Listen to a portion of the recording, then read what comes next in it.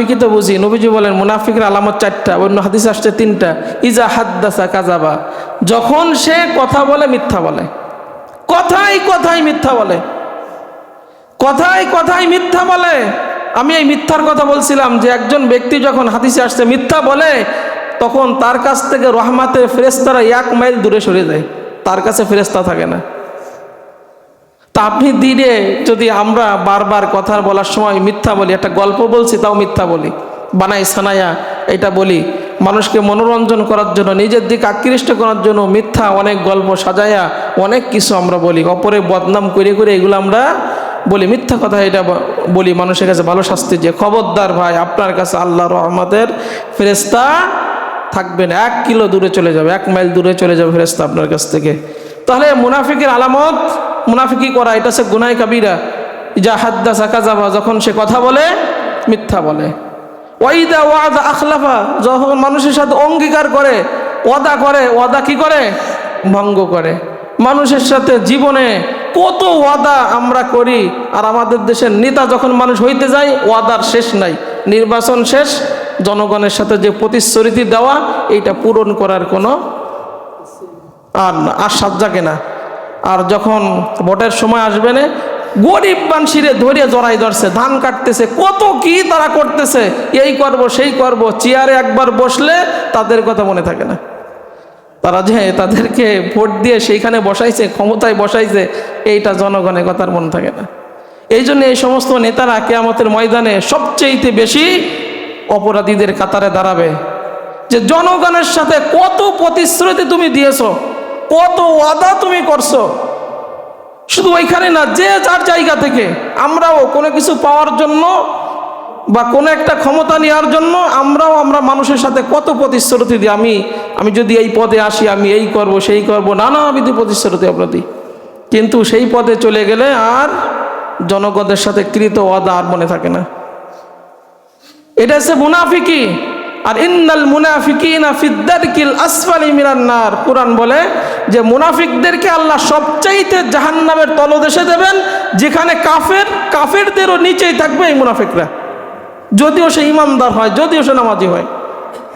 এমনকি মুহাম্মদুর রাসূলুল্লাহ সাল্লাল্লাহু আলাইহি সাল্লামের পিছনে আব্দুল্লাহ ইবনে উবাই ইবনে সুলুল, মদিনার সবচেয়ে বড় মুনাফিক, নবীর পিছনে নামাজ পড়ে, নবীর সাথে ইফতারি করে, ইসলামের ভালো ভালো কাজ করে, কিন্তু তলে তলে কাফেরদের সাথে সংযোগ রেখে এখানকার তথ্য সেখানে দিয়ে দিত।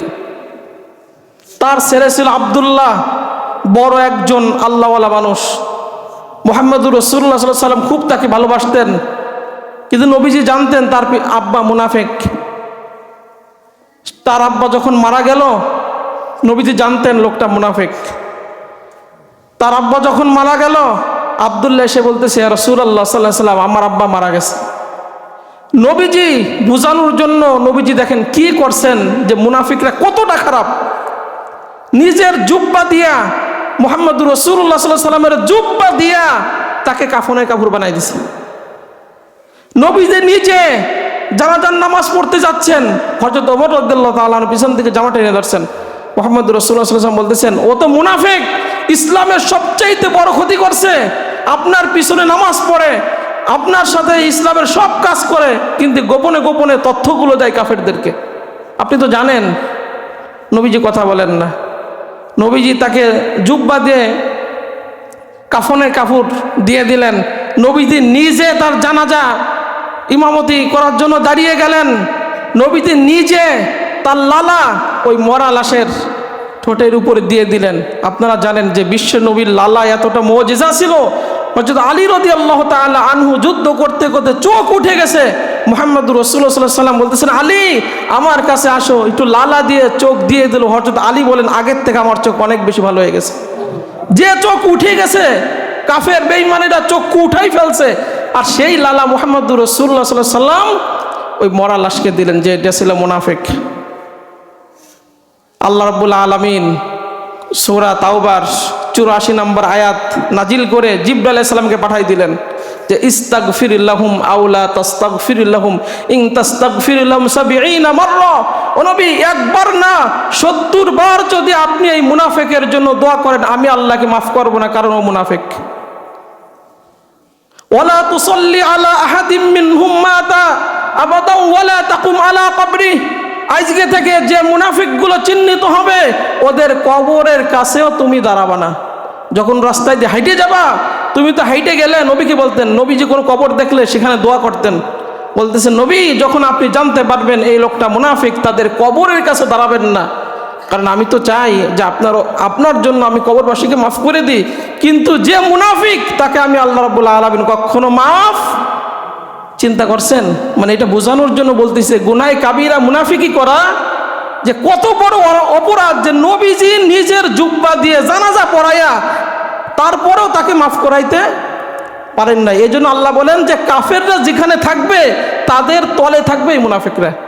তাহলে আলামত ইজা হাদ্দাসা কাযাবা, যখন সে কথা বলে মিথ্যা বলে, যখন সে ওয়াদা করে ওয়াদা ভঙ্গ করে।